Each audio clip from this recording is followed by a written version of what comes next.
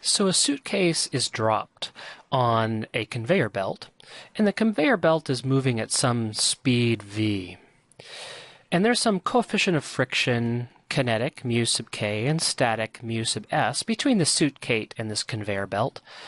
And I want to ask the question, how far is the suitcase dragged before it comes to rest on the belt? So the reason why I like this problem is that in the end, the math and the equations are really quite simple. But that doesn't mean the problem is simple. Historically, the students have had enormous problems with this problem, and that's because it's difficult on the front end. It requires really good visualization and being able to extract important information logically from the context of the problem, as well as now integrating the Newton's laws with kinematics. And so it has all of these pieces that are really important to be able to develop as a scientist or engineer, but at the same time, the math itself is not very complicated at all. So let's dig in. So this suitcase. So I have some suitcase, and I start with my visualization, of course, and it's dropped, so I'm saying it's falling vertically. And it falls on this conveyor belt. And this conveyor belt is moving, let's say, to the right with some speed v. So what happens? So the suitcase falls, and it hits the conveyor belt. Well, I might think it'll bounce, wouldn't it? It might bounce a couple times, and then how on earth would I be able to analyze that? I wouldn't even know. I don't know anything about the collision that might happen between the suitcase and the conveyor belt. So I'm going to make a simplification. I'm going to make an approximation. I'm going to model this particular example. And in my model, this thing is not going to bounce. It's going to fall exactly on its flat surface, and then stay in contact with the conveyor belt.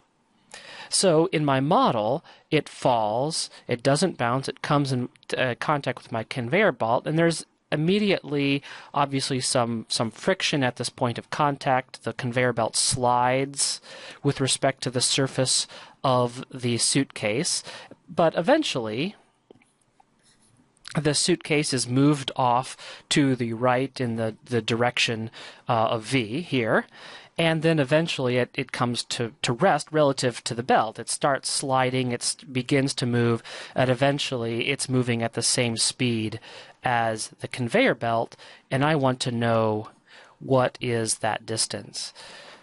So okay, so that's sort of my visualization of what's going on. And notice we already had to make an approximation to model the actual system to be able to calculate what's going on. Okay, so I have this suitcase that comes in contact, and I want to know how far did it travel before it came to rest. I'm not quite sure how to calculate that. The first physics I'm going to apply something, is I'm going to apply Newton's laws and see what that gives me. I'm sort of moved into brainstorming stage. So I'm interested at this time when the suitcase is in contact with the conveyor belt.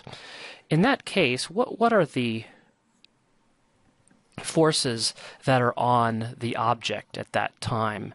Well, of course, there's gravity. And so we have, what are our forces? We have gravity, and there's this contact force.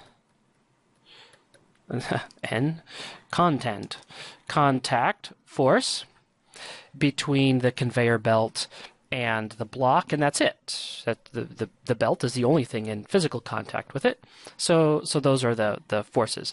The contact force I probably want to break into a normal and a frictional force that is perpendicular and parallel to the plane of contact between the two objects.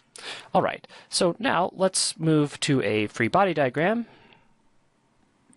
And what does this look like? Okay, so here's my dot, represents my object. My object is my box. And so there's gravity, fine. Force due to gravity, I'll label as F sub g. and it's straight down. And so I have a contact force that's normal. Okay, so where's the surface of contact? The surface of contact is right here. It's horizontal with respect to the ground. So the normal force is going to be perpendicular to that surface and pointing from the agent, which is the belt, to the object, which is the block, which is up. And so the normal force, I'll call that N up. Okay, so there's also a frictional force. And the frictional force points tangential, parallel to the plane of contact between the two objects. And I can tell you right now that the vast majority of the students who see this problem want to place the frictional force going to the left because the object is moving to the right. But that's just not the case. The frictional force is in fact moving to the right. So let's see where that comes from. I don't need a subscript for that, really. It's the only force left, so I'll just call this capital F for friction, but you're free to label it whatever you want. So how did I get that? Well, first of all, looking at the problem, I know it has to be true because it's the only force that's tangential in this axes, and my object is accelerating to the right. But that's not good enough. I want to understand this in the context of the contact force model, because this sort is the sort of thing we want to really have nailed down. So here, the agent is the conveyor belt, and the agent is moving to the right relative to the object. When they're sliding, when the conveyor belt is sliding relative to the box. Okay, but I want to know the direction that the object is moving relative to the agent. And so if the agent is moving to the right, well, let's get a different color. So if the agent is moving to the right relative to the object, which is the box, then the box is moving to the left relative to the agent, which is the belt. And the frictional force acts in the direction opposite of the object moving relative to the agent. And so that means the frictional force is moving. The frictional force is pointing here to the right. Okay, so these are my forces. I need a coordinate system, must have a coordinate system before I go any further. I'm going to say positive plus x to the right and positive y up. And so now I'm going to apply Newton's second law. They're my forces. I'm going to apply Newton's second law to this problem. And Newton's second law tells me that the vector sum of all the forces, force due to gravity vector, the normal force vector, plus the frictional force vector on one object must equal to the mass of that one object times the acceleration of one object. And so the force due to gravity, I'm going to now write in component form. It has nothing along the x-axis, and it has a magnitude, a component of negative mg along the y-axis. It has a magnitude of mg, and it's pointing entirely in the negative y direction. The normal force also has a 0 component along the x-axis, and it has its entire magnitude, which I just give by n, pointing along the positive y direction. Again, from my coordinate system, I identify the signs from my coordinate system in my picture. And so then the magnitude is just n. The force due to friction now has a magnitude, given my contact force model, equal to the coefficient of kinetic friction times the normal force, the magnitude of the normal force. It's pointing in the x direction, and it's positive given my choice of coordinate system, and its component along the y direction is 0, and so it has 0 component. Okay. And so if I look at my acceleration, given the context of the problem, I know there is no acceleration along the y-axis, but it has some acceleration along the x-axis, so it has a non-zero component along the x-axis. So this now gives me two relationships or equations along the x and the y coordinates. And so I like doing Newton's second law this way, but this is not the only way that you can go about doing it. A lot of books talk about just sum all the x components of the forces equal to the mass times the x component of the acceleration, sum all the y components of the forces equal to the mass times the y component of the acceleration, and just do it in two separate steps. And that's fine. There's nothing wrong with that. I like doing it this way with this sort of table because this is now an exact mathematical representation of the verbal description of Newton's second law. The vector sum of all the forces on a object is equal to the mass of that object times the acceleration of that object, and then use that exact description of Newton's second law to come up with the relationships between my parameters.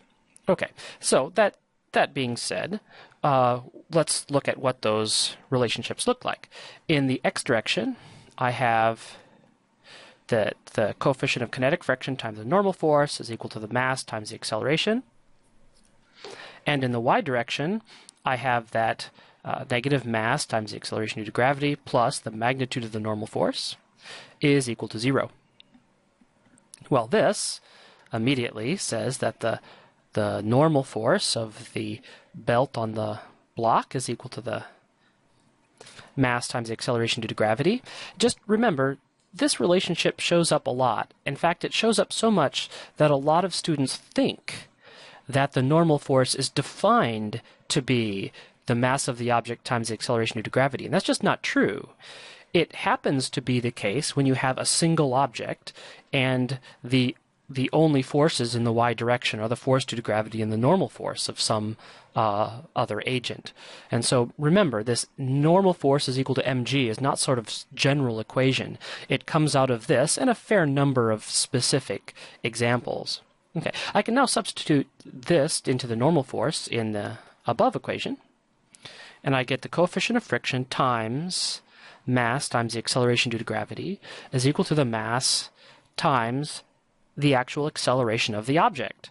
So the masses cancel, and I now have my acceleration is equal to coefficient of friction, kinetic friction, times g. So have I been solving this whole time, or have I been brainstorming?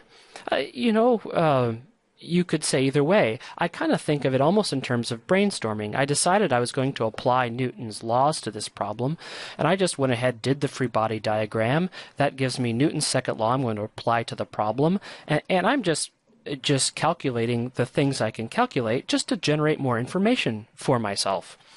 And so now where I've come out of this is I have now an expression for the acceleration of the suitcase as a function of known parameters, the acceleration due to gravity and the coefficient of kinetic friction, a very simple expression. But I need to go back to the problem and remind myself, what am I looking to solve? What I really want to know is how far does it go before it comes to rest on the conveyor belt? Well, that sounds like a kinematics problem to me. Let's see if I can apply what I remember from kinematics to the rest of this problem. Well, I have acceleration, and these are constants, so that means I have constant acceleration. That's convenient because I had some really straightforward relationships between all these different parameters when I had constant acceleration. I want to identify 2 points in time where I want to apply my constant acceleration relationships. My first point of time is going to be the instant in time the suitcase dropped on the conveyor belt, and the point later where it is at rest relative to the conveyor belt. Okay, so what does that mean? Well, I need a coordinate system. So let's call this the origin of my coordinate system to be the location where the suitcase hit, and I'll say positive x is then going off to the right. So if my initial time means my initial position is equal to 0, my final position is equal to some x, that's what I'm trying to find here, then delta x is equal to x. My initial velocity in the x direction is equal to 0. Remember, it was dropped vertically, and I said it hit here, where it was sliding relative to the conveyor belt. So at this instant of time where it hits the conveyor belt and comes in contact, its velocity in the x direction is 0. Well, its final velocity in the x direction, what is that equal to? My F isn't very clear there. So my final velocity in the x direction, what is that equal to? Again, I have to get that from the context of the problem. I'm looking for the moment when the block is at rest relative to the conveyor belt, which means the block must have the same velocity as the conveyor belt, which is v, which is a given in the problem. And so, do I know the acceleration in the x direction? Yes, I found that by applying the forces. And so I have the acceleration, and it's positive. The acceleration is in the positive x direction. My initial time is equal to 0. My final time is unknown. And so, since I don't know my final time, and I don't need to know it, I need to find the displacement, I like using the relationship where the final velocity squared is equal to the initial velocity squared plus twice the acceleration times the displacement, because time isn't involved in this and I don't know what time is. The initial velocity is 0. The final velocity was known, so I have v squared 2 coefficient of friction times g, that's the acceleration, times the displacement, delta x, which is just x, the final displacement. So how far does it travel? It travels the final velocity, which is the velocity of the conveyor belt, divided by 2 coefficient of friction times g, acceleration due to gravity. All right, and so first of all, that's what I get. Does this make sense? If the conveyor belt is going faster, it would take the suitcase further before it came to rest relative to the conveyor belt. Well, that makes sense. If the coefficient of friction is larger, then the distance would be smaller, right? Coefficient of friction larger friction means it would take less distance before it caught up to the conveyor belt speed. All that makes sense. So our checks are consistent with this being the right answer. So I think we're good to go. So again, what did it take to solve this problem? What sort of math was involved? I mean, the math here was really pretty easy. I had this equation and this equation from my Newton's laws, which are about as easy as you can get to come up with an acceleration, which is quite easy. And then I just had the one kinematics equation to come up with the final answer. However, we had to be really careful in applying our models. We had to model how the suitcase came in contact with the conveyor belt. We had to think carefully about the friction force model to get friction going in the right direction. We had to visualize very clearly what was going on to be able to figure out how to apply any physics to this problem at all. And we had to work through Newton's laws as well as our constant acceleration kinematics to be able to come up with the right answer. And so this puts together a lot of those important pieces in problem-solving strategies that you want to be able to develop.